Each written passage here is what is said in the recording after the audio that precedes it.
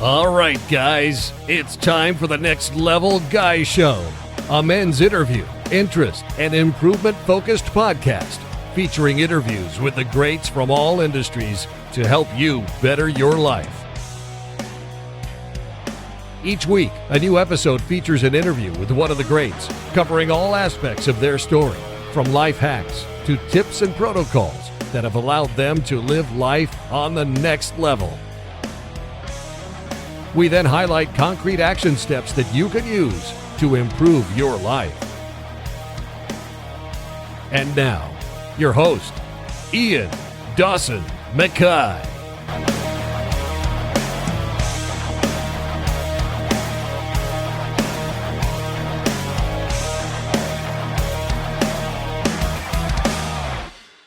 Today's guests are Emyli and Thomas from Emlovz.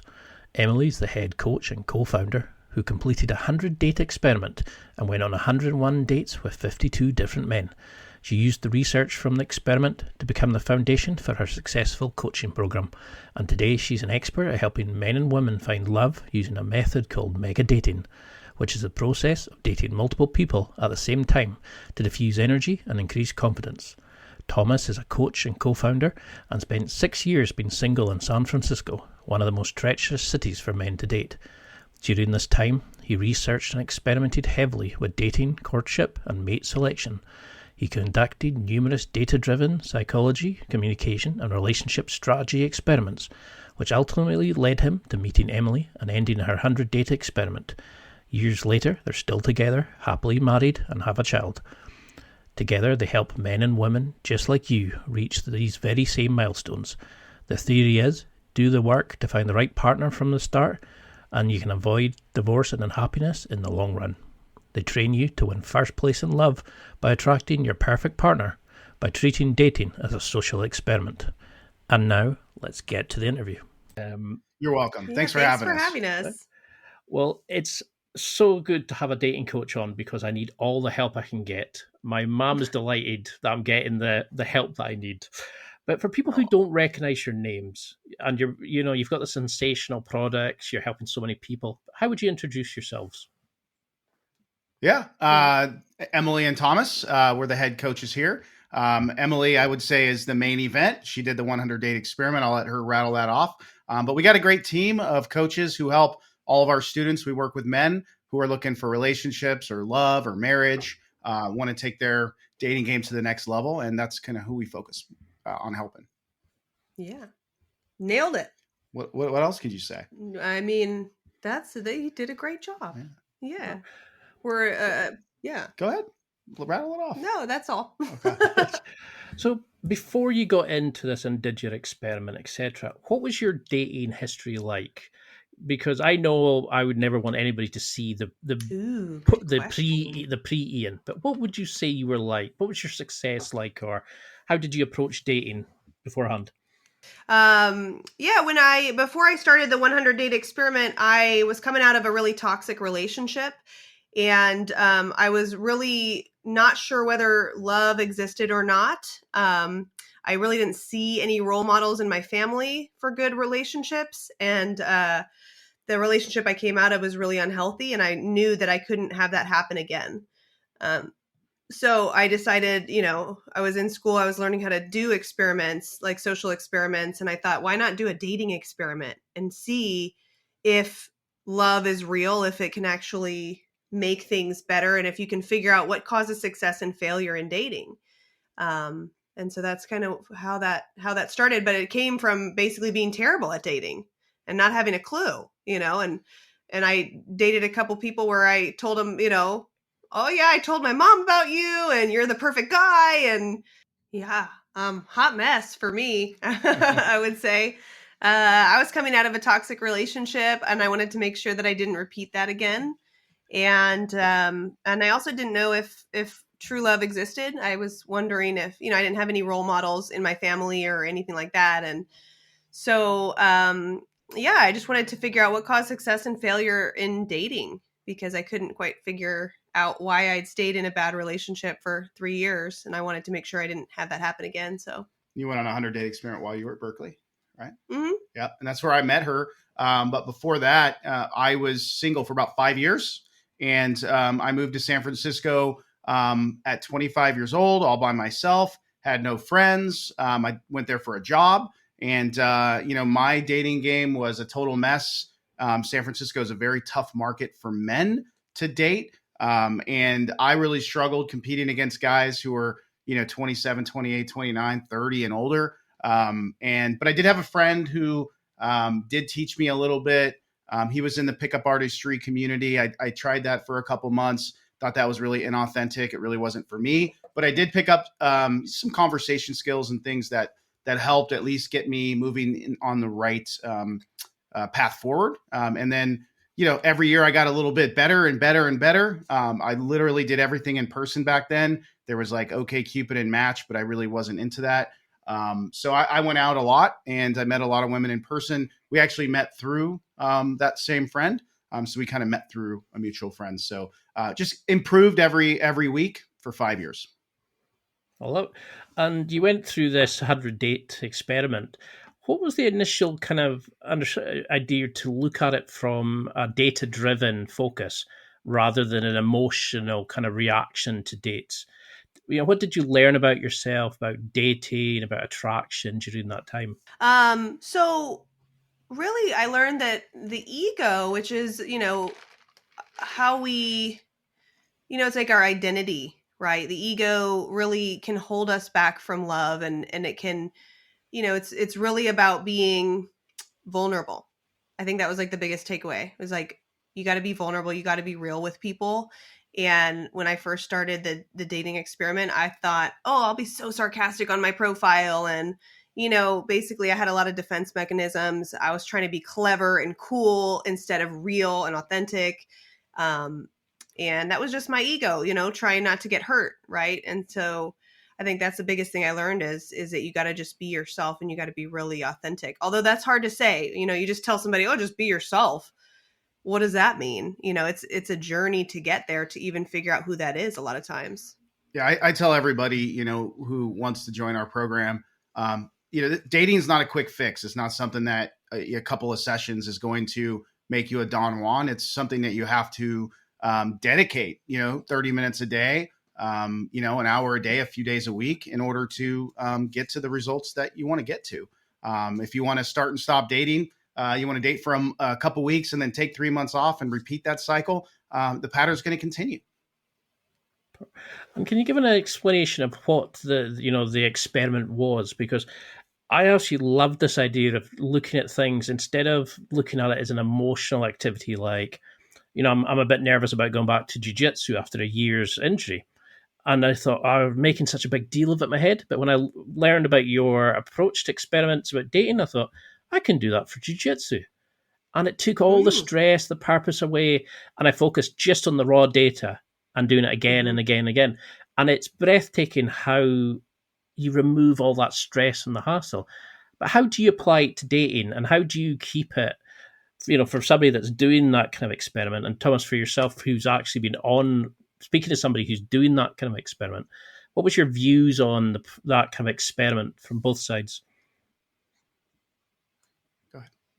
Yeah, we look at it so much more like a process and like a science experiment. We want to put our students in the mind of a researcher, because if you look at dating as almost like you're a third party neutral observer to yourself, and you're observing yourself in this dating environment, and you're no longer putting any like value, this is good, this is bad, on what's happening. Rather, it's just data collection. Like, when we talked about work, I noticed that she did this, as opposed to, oh, I totally messed up, I said the wrong thing.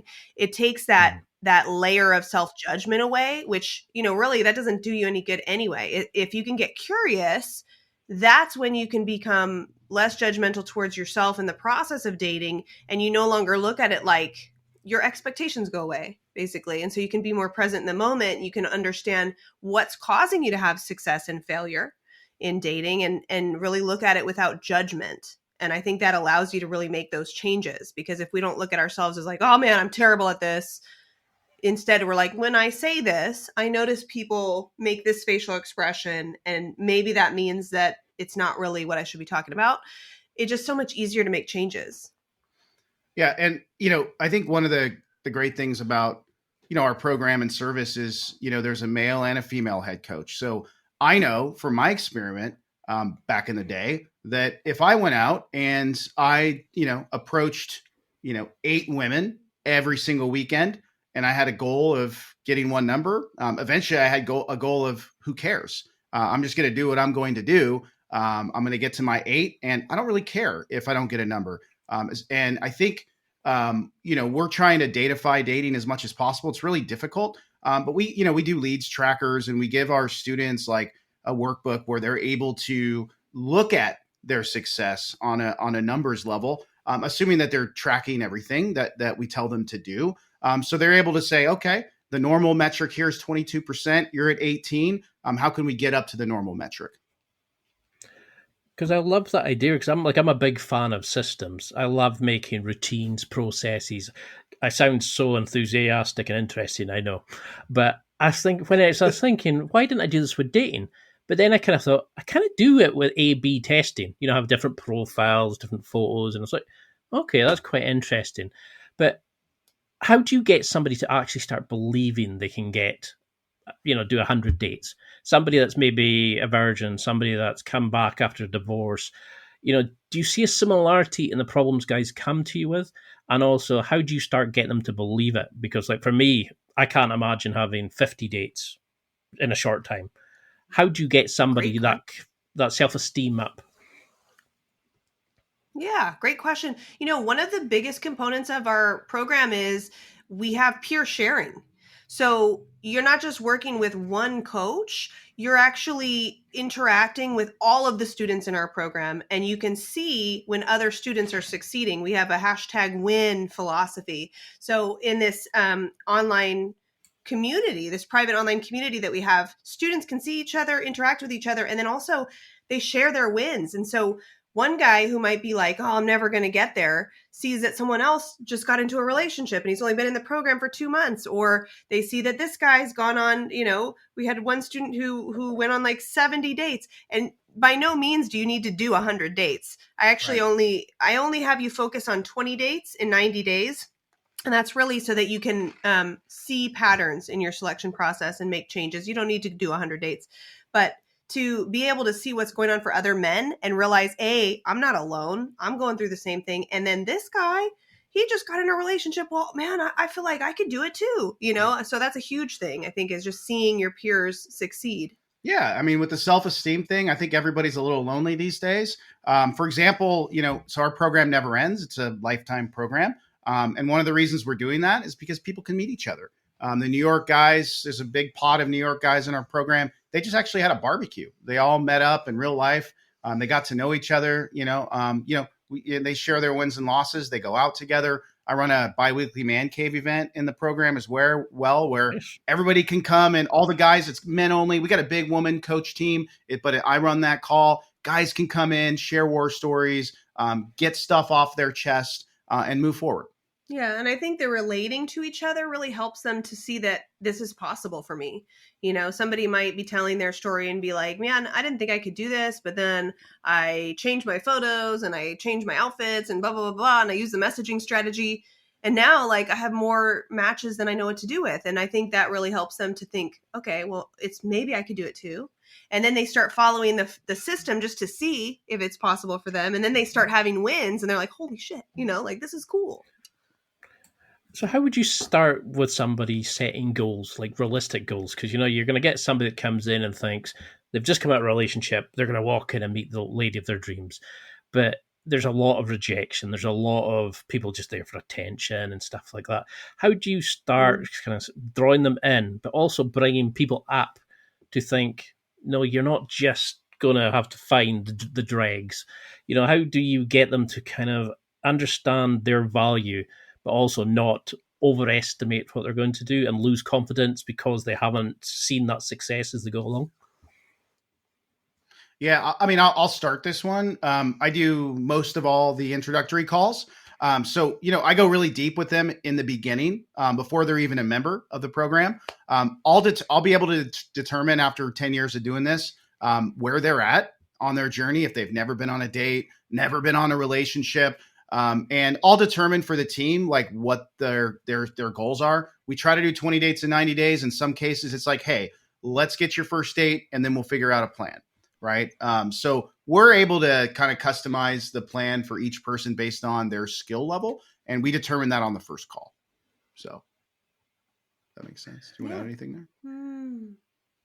How do you get them to? So we do have an exercise that helps them to see their value right off the bat, like right in the beginning. They do this exercise that helps them to see, oh, I actually have these cool things about me that I didn't even like realize. And a lot of people don't, without like giving it away because it's a part of our program. Starting with a confidence booster exercise is really helpful. And then a lot of the times the reason people don't have confidence in dating is because there's no classes for it. There's no roadmap for it. We don't learn how to date in school. And if you didn't have somebody like a role model in your life showing you what to do, it seems like a totally foreign language that there's no book for. But once you give somebody the formula and they see, oh, this is like learnable, this is actionable, this is repeatable, I could keep doing this over and over and get the results that I want, that naturally gives them more confidence. And then they, like I said, start having quick wins that makes them realize, oh, yeah, I actually am valuable. And I'll say so our major philosophy is called mega dating, where you date multiple people at the same time in a low stakes environment to really diffuse your energy and increase your confidence.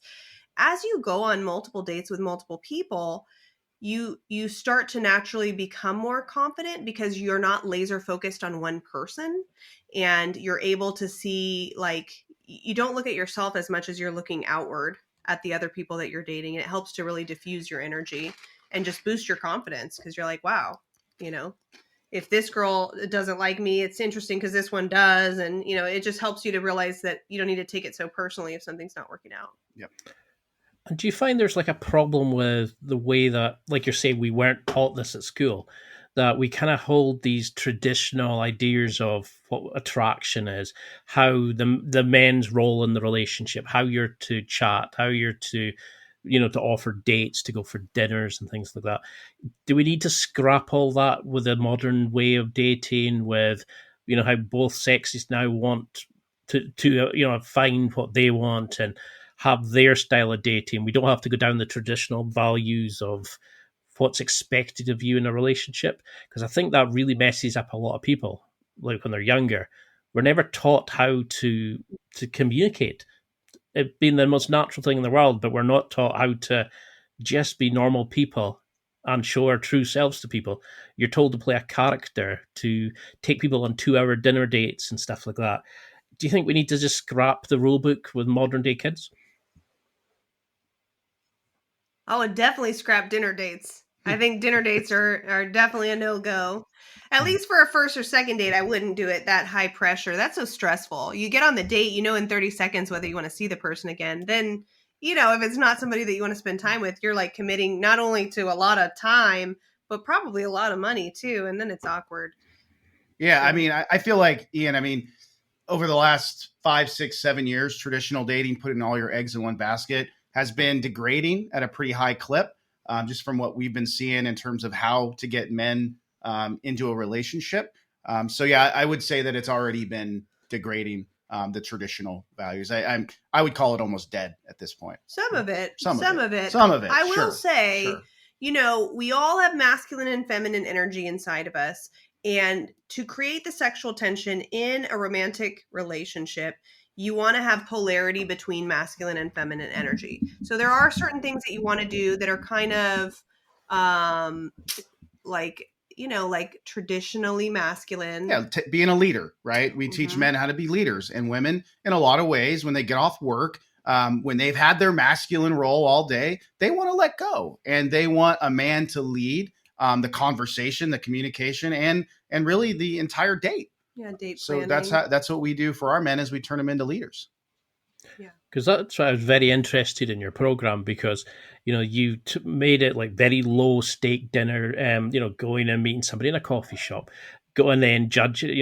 Not not putting too much emphasis on it, not thinking this is the only person I'm going to get to chat to, so you can be more relaxed and confident and enjoy yourself, etc. Without going too much into the program, is there a way you could sort of suggest how somebody would analyze a potential partner, somebody that they're meeting? Is it just instinct and listening to your gut, or how would you analyze a date afterwards? I think you did voice notes. What kind of data would you track at that point? Yeah, we do track a lot of data. We have a date journal in our workbook where I have our students track all kinds of things, just without giving it all away. Things that are important to look at are did she make me laugh? Did she offer to split the bill? What's the most vulnerable thing she shared? Can you remember her eye colors? Yeah, things like that. Well, the eye color thing is to see if you're being present on the date or if you're in your head. If you can't remember their eye color, you're probably thinking too much about what to say next, as opposed to just being right there in the moment.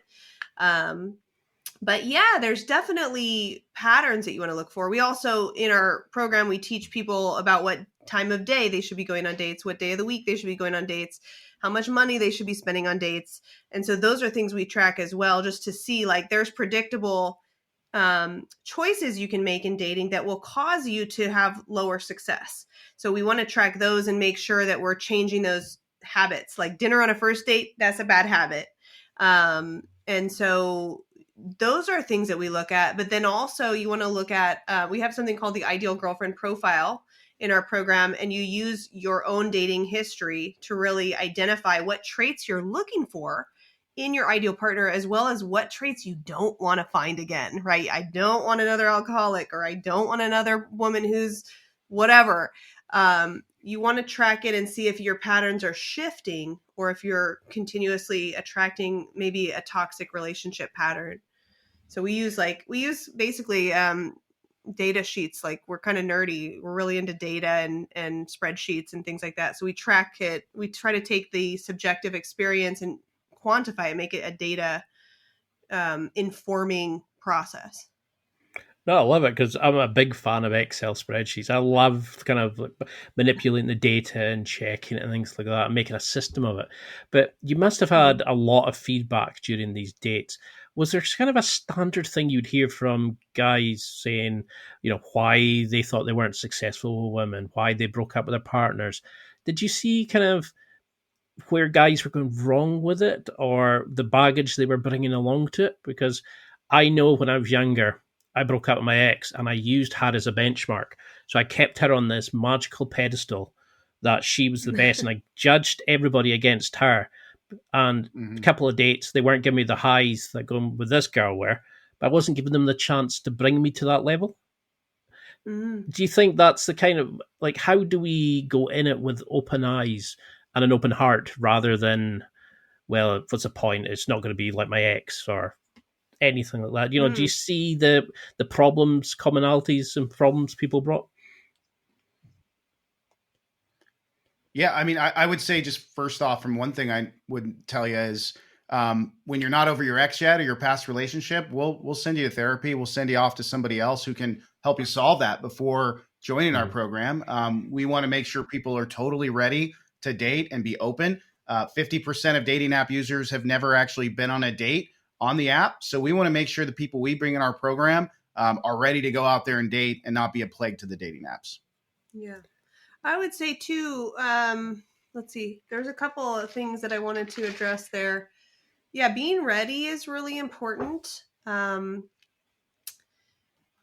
think the process of mega dating, which, like I said before, is the process of dating multiple people at the same time in a low stakes environment, and it's really trying to go on 20 dates in 90 days, it removes that pressure.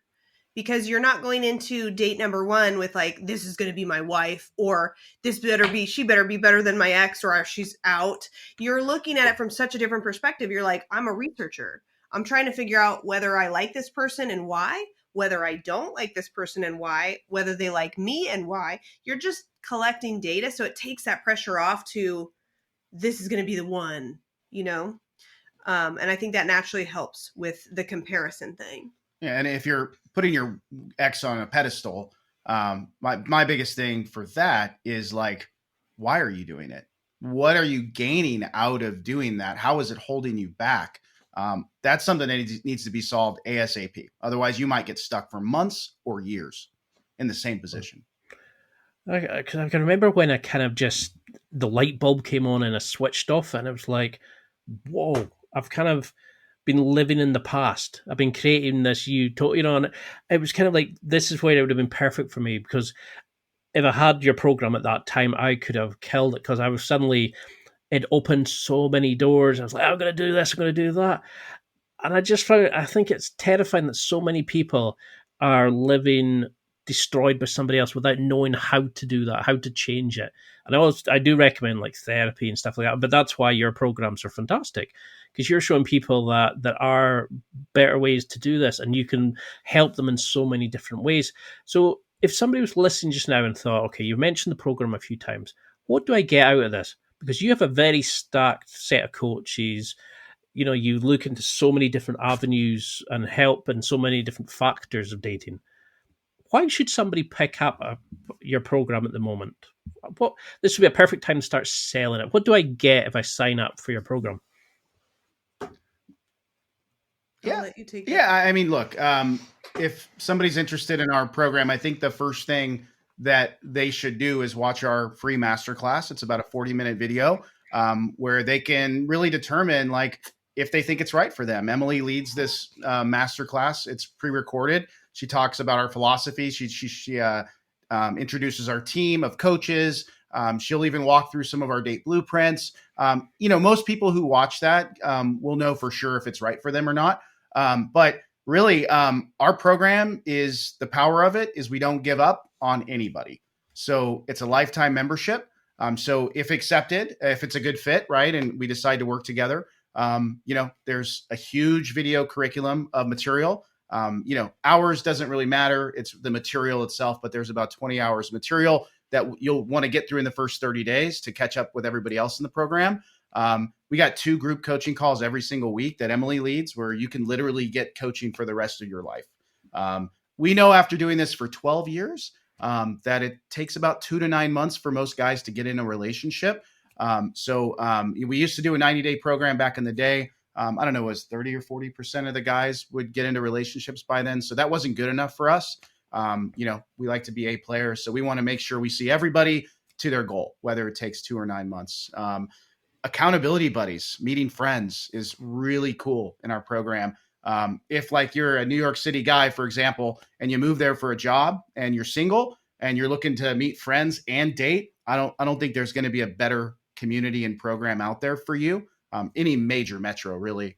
But yeah, it's a really inclusive program. We don't really work with people who are looking for hookups or anything like that. We're just helping men find love and long-term relationships and, improving their dating skills as well. So, yeah.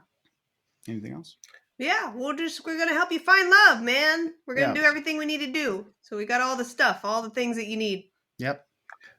Because that's what I do find is a lot of people move towards pickup because they don't believe they can get the girls that they want. They're just looking for connection rather than, that's the person for me. That's potentially a serious partner.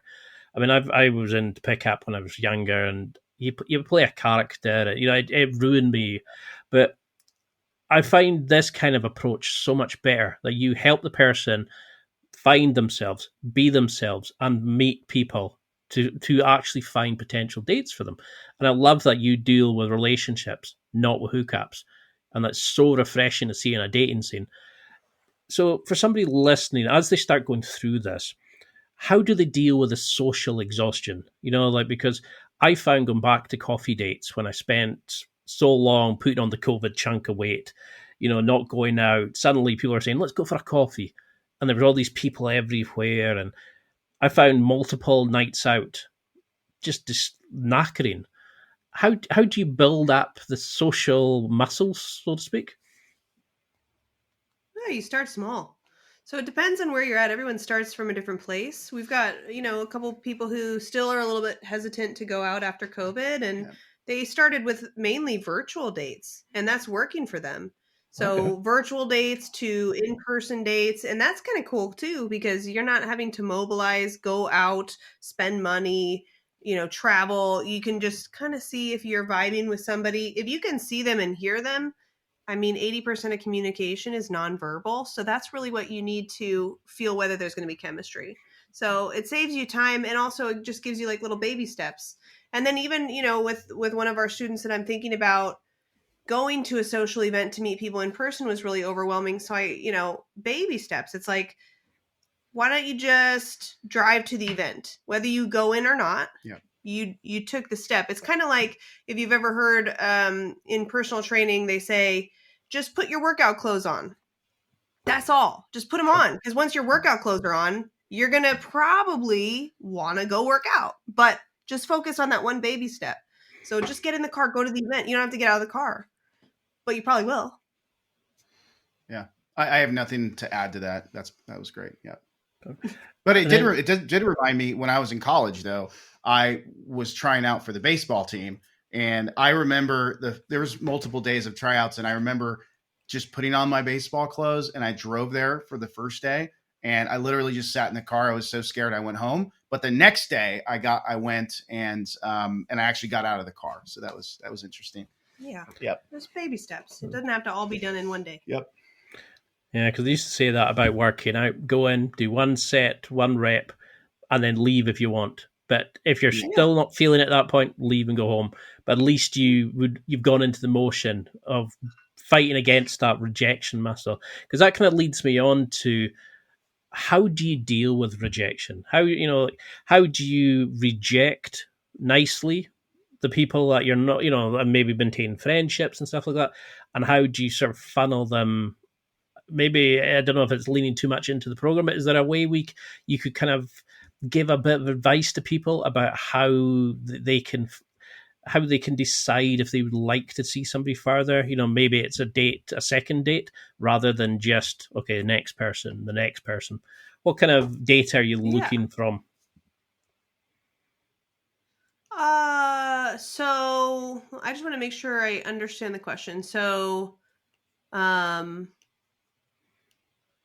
yeah, I don't know. Do you have an answer?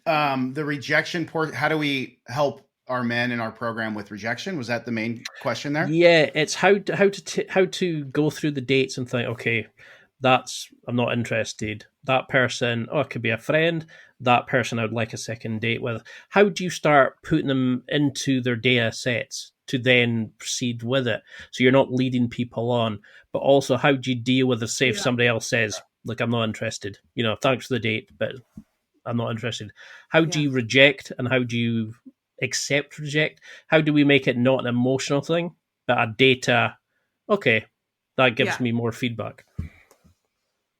Yeah, I'll answer a little bit. So, it depends on what date number they get to. In terms of if they want to reject somebody, it depends how many experiences you've had with the person, whether you should text, whether you should call, whether you should meet them in a park and let them down. We have blueprints for that. But essentially, if you haven't spent that much time with them, you could send them a nice note. If you spend a little bit more time with them, maybe you meet them in a park. So that's kind of how we do it. When our students get rejected, we do everything we can to support them on coaching calls, talk through maybe what they did right or wrong on the date, if they can remember.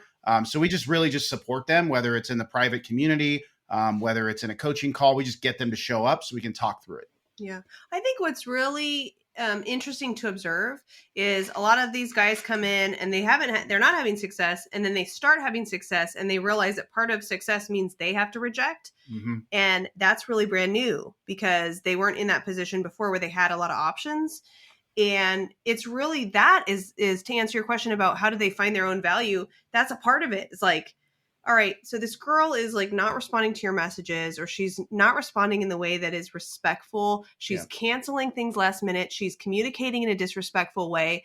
Do you think your ideal girlfriend would behave that way and would make you feel that way? And so first it's like checking in with, oh, I'm worth more than this. I don't need to be treated like this because I have options now. Whereas before I didn't. So I thought I'll just chase whoever.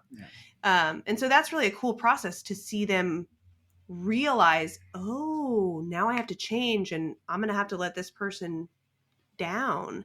So then coaching them through that, and being polite and respectful, but like that person's not qualified to date you. They're not treating you well, and you deserve more. You deserve somebody who treats you the way you want to be treated.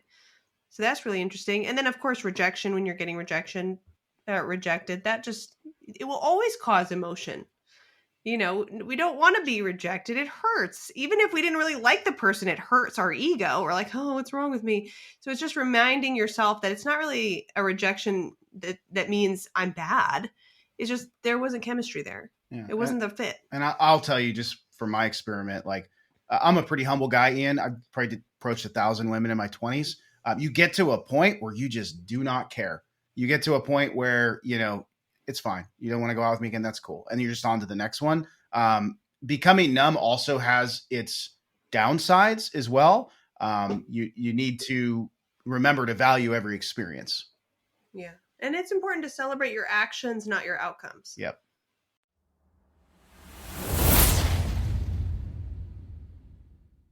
It's time for a quick break. There are millions of potential products to buy, so how do you know which ones are worth your hard-earned money? Simple. You go to nextlevelguy.com/affiliates and explore those that will transform and improve your life. You'll find deals, listener exclusives, and special offers with some great companies. Recommendations are 100% honest and only on items Ian has tried or believes in. The companies showcased will make you a better man in all areas of your life. Simply go to nextlevelguy.com/affiliates and level up.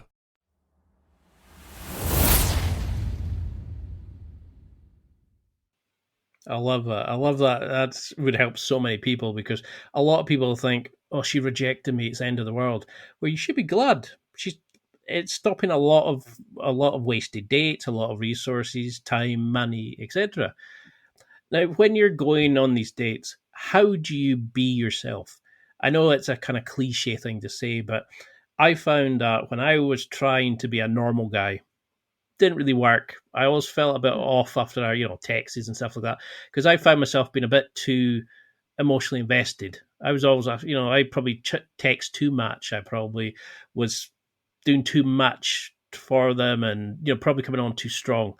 And I remember another dating coach I spoke to said, just dial it back. Let them work for the effort. And if they're not willing to put the effort in, they're not the right person for you. Find the people that you connect with.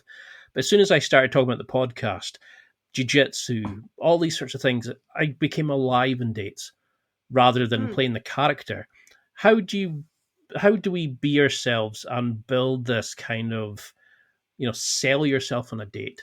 But so you're not hiding, you're not pretending, how do you make sure that you're gauging that it's the right person for you, but you're also being yourself so they can truthfully judge you as well? Yeah, I think it comes with repetition. You go on the first date, everybody's going to be weird. It's the same thing as an interview. You go on the first interview for a job, you're like so weird and awkward, right? Usually, I don't know, unless you practiced a lot. But it's really comes down to repetition. And the more practice that you do, the better you're going to get. And I wouldn't say to somebody who had never been on a date, just go be yourself. Because what does that mean?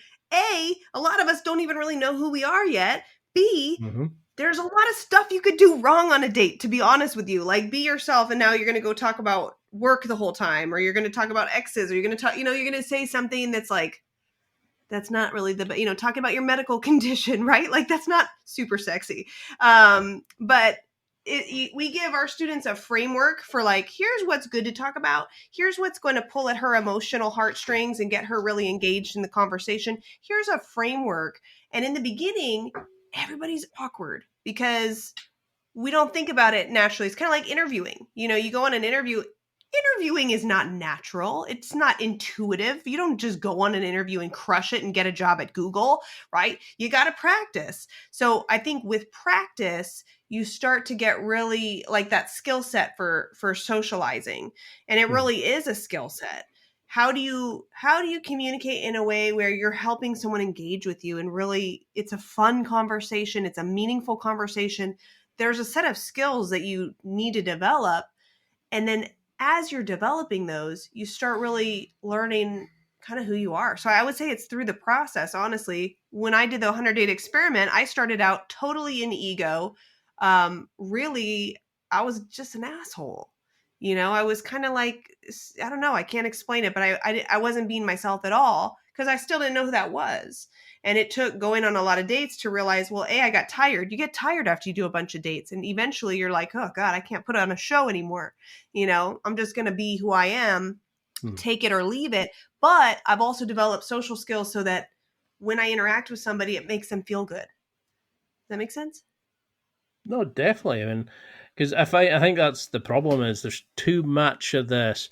Oh, I can't tell her about that because I don't want to know. And then you hide things about yourself. Whereas I want to know everything about. I'm wanting to, them to tell me about their greatest fear or the thing they've always wanted to do because I've got so many things I want to do in life now that I've kind of realized that there is so much potential. And I want to let's go do this, let's go do that. And I think I kind of hid behind who I pretended to be, not who I actually was. So definitely, I mean, and that's why I love that there's people like you working there who can bring these people out their shells, get them the dates, find the people, show them that they've got the value and find the people. But what was it about Thomas that you selected? Because you had a number of dates where you connected with people. There's a number of dates where you took people on a couple of dates. What was it, what was it made you go, this is the man for me? And how do you transition from multiple dates to a serious relationship? How does your mindset need to change when people start finding the right partner for them? Yeah. So through the process of mega dating, you see patterns. And because I dated so many people, I noticed that Thomas was very different. I'd seen a lot of patterns. I'd seen a lot of guys behave a certain way. There were some really great guys, but Thomas was clearly very different. And I see this in students too. They'll go on dates with all these women, and then there'll be a clear one that stands out, just absolutely different than the rest. Thomas, what was different than him, I think number one was his presence. A lot of people that I dated were not present with me. And that's why we asked the question, what color were her eyes, to our students? Because we really want to make sure they're present. And even presence takes practice. Yeah. Because it's really, when you're really nervous, you're really in your head and you're not in your body. And you're like, he was so present that we were able to connect because he wasn't in his head, and he was very charismatic because of that. And I mean, that's really the main thing. He also did a really great job of underestimating, over delivering, which I think is so important. So, the example that I remember was, he said he was going to take me to the train station so I could go home. Well, the train would take me like 45 minutes in another direction. So I expected him to take me to the train. And he instead decided he was going to drive me all the way to my front door. So I was expecting less, and then he totally over delivered. And I was like, oh my God, this guy's so nice. And that really set him apart, just those things. And then he was really thoughtful. Like, he got me a tuna melt one night, which sounds small, but just being thoughtful and being present was so refreshing after dating so many guys who were nervous and who were in their head and who weren't present. So I think that's really what set him apart. Thanks. Yeah.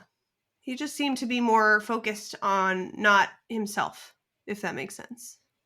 Just like really outward focused. And then, so how then did you transition from multiple dates to a serious relationship? That once somebody has found that person that they really want to settle with, because you continue working with them afterwards. But how do we switch from, I'm going on 50 dates, to suddenly, I want to date this person, I want to connect and be with this person? Does anything change? Or through the program, do they just open themselves up to it and they just have multiple dates with this person for the rest of their lives?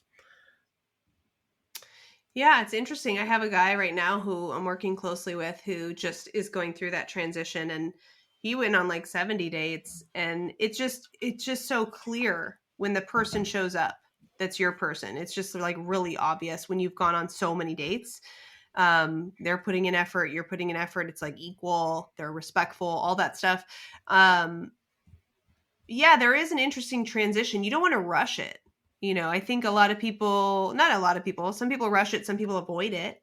So it's interesting to know which way you go. But there are certain milestones that you want to hit before you really get into that. You want to go on a trip together. You want to meet the friends and family.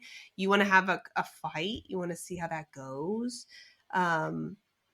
And you kind of want to see, like, did I say the trip? Yeah, you want to go on a trip. Yeah. You want to see how it all goes, and then making that transition should feel really good.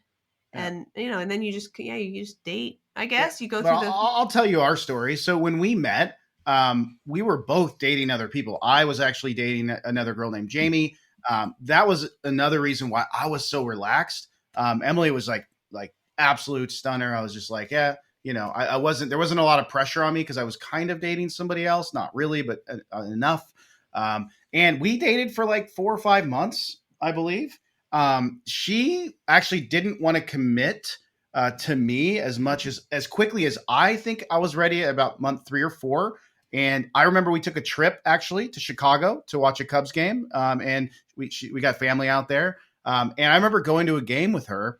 And it was like at month 5 and I was like over it. I'm like, I kind of like gave her an ultimatum. I'm like, we've been dating for 5 months. We're either together, on the way home, or, I'm going to move on and start dating other people again. So, that was our big milestone moment of, okay, let's do this, Yeah. Do you think at that moment, do you think you just kind of, because I always think like, oh, how do I ask this person? And it just happens, doesn't it? When you feel that connection. I mean, I thought, oh, I'm never going to get this with another girl. And then suddenly before I know it, I'm dating for 8 months. And I'm like, what happened there?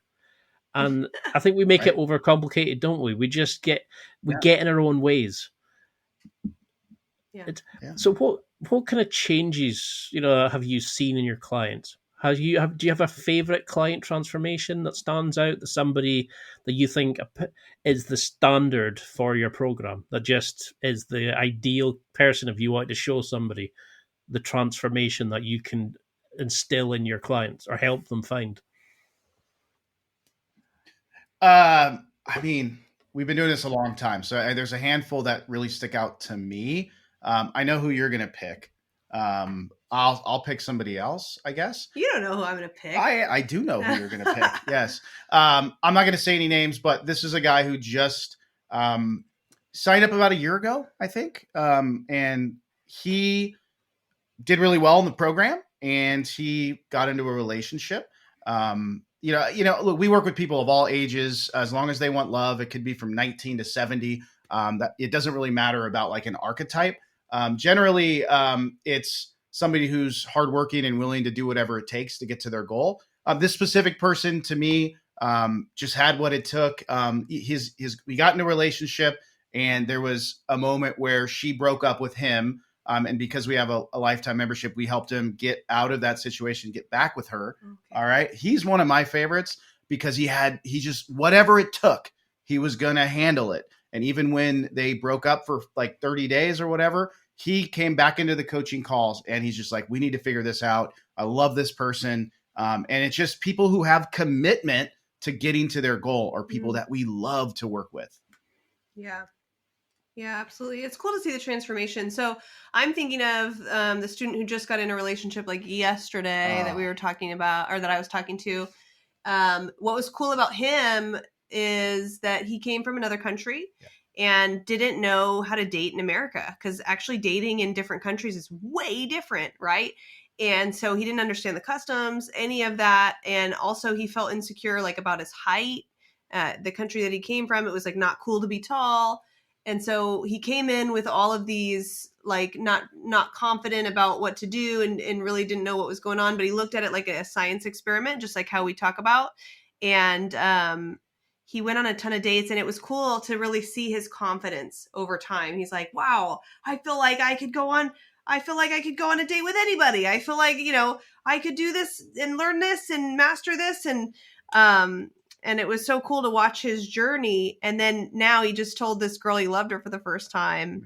And they're in a relationship now. And it's just so cool from where he started from. He said he'd been on like 4 dates his entire life. He's like 38, I think, 38, 39. Yep. And then he went on like 70 dates in a year, and now he's in a relationship with this amazing girl. And it's certainly not, you don't have to go on 70 dates at all, but he was really looking at it from the perspective of, I want to learn this, I want to understand this, and I want to master it. And that's what he did in his professional life. So it made sense that he would do it in his personal life as well.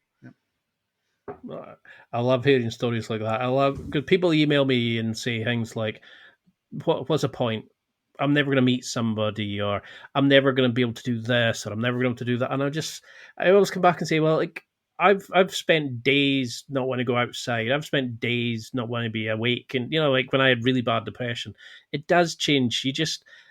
That's partly why I created the podcast, was to speak to amazing people like yourself, to show people that these things are possible. These things are possible. And, to go and speak to you and work with you, and you can open them to a completely new future. Forget your past, improve your present, to then go and live and have the best future you possibly can. But what would you want people to take from this? Because we're coming up to an hour, and I'd love to have you back on again. I think we're only just scratching the surface, but what would you want people to remember from this? Are there like a set of things you'd want people to start thinking about their viewing towards data and dating?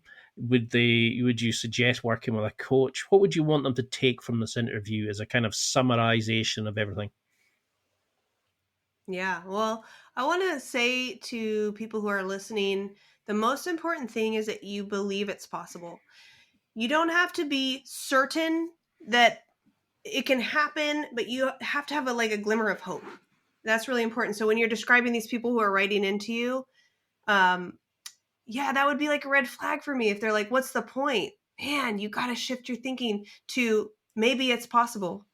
Maybe it's possible. Like, we both came from broken homes. Yep. Like his parents divorced. My parents were never married. Hot mess, right? We had no role models at all, but we hoped that love was real. We hoped that we could find it. And, we did a lot of dating. It wasn't like, oh, we just found each other one, first date.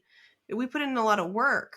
But if you believe that you can find it and you actually speak that way, like what you say out loud manifests. So if you say, what's the point? I'll never find it. You won't find it. The most important thing is believing that you might or that you can. And once you believe that, once you make that shift, everything starts to shift in your life. And working with a coach can really help, especially in our program where you can see people winning.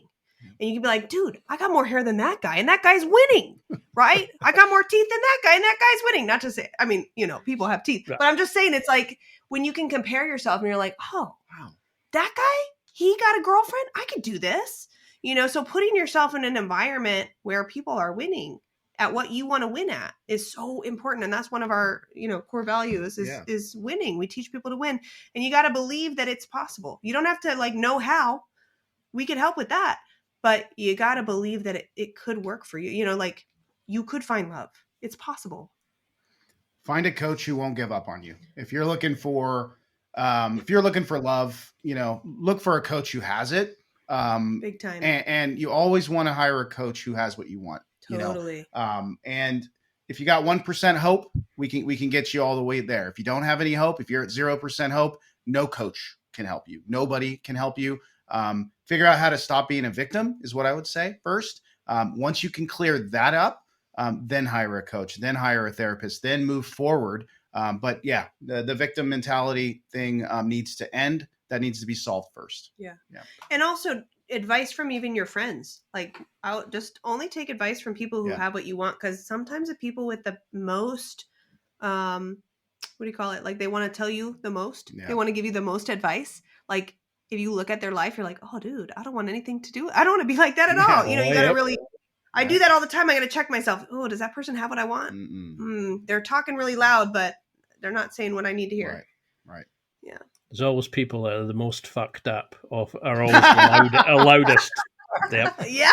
No doubt, friends are always telling you, oh, use this approach, do this, do that. And you're looking going, yeah, I don't want to be ending up there. You have Yeah, to be right? drunk. You have to be drunk before you go out, and you're like, no, it's just Right. Oh no. insanity. And if you had your time again, do you think you both would have still had this kind of interaction with your challenge? Would you have changed anything about it?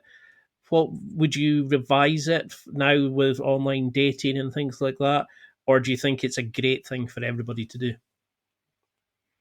Single people, obviously. Kind of broke up there. Did you get that? Oh yeah. Can you repeat it? I think it broke up Yeah. a little.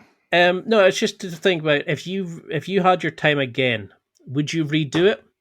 Would you would you change anything?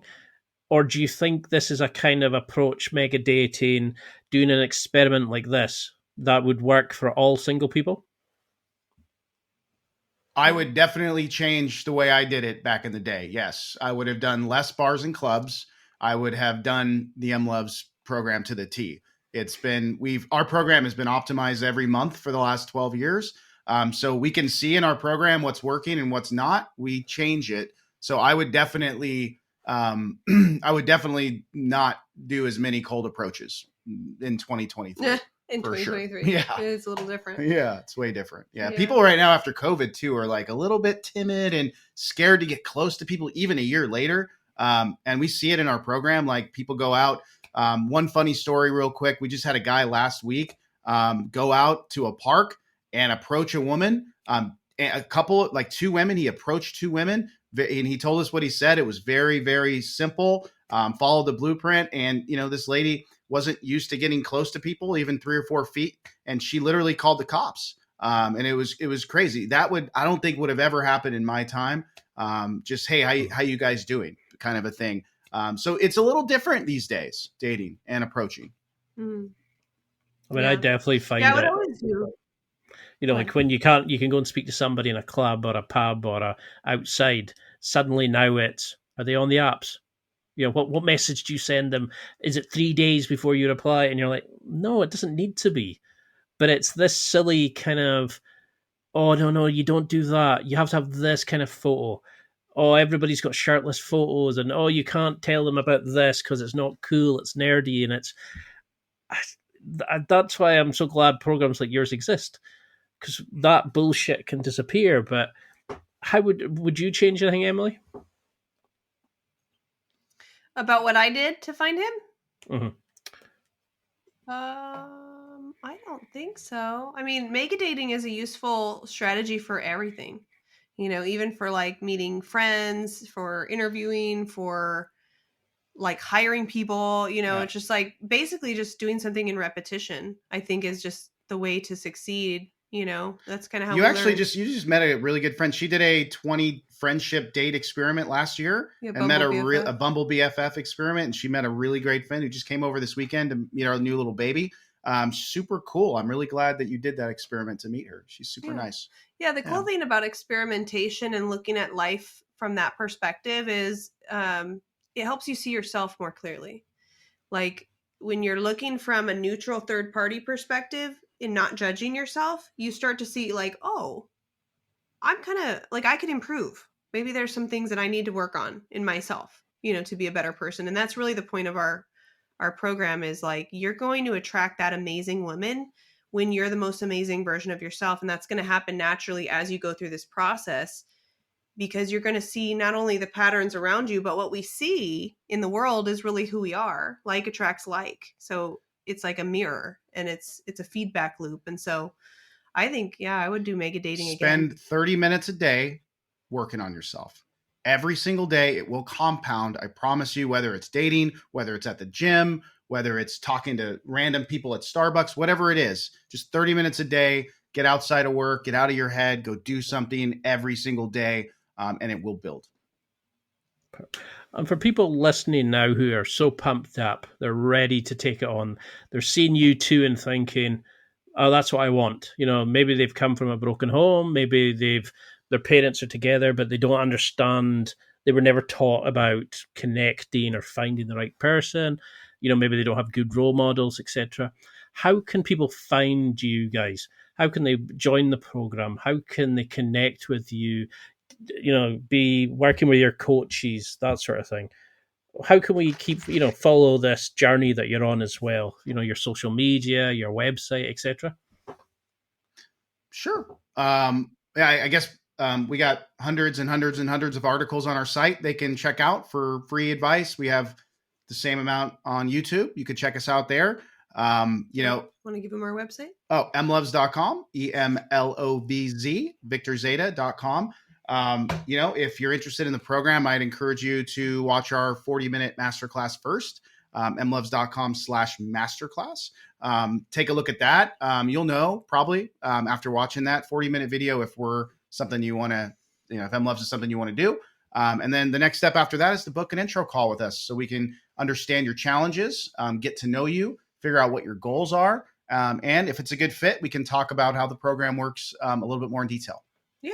And we're at Emlovz on all the socials, EMLOVZ. Yeah. I just ask if anybody books a call that they're ready to make a change and they're ready to get out there and improve themselves.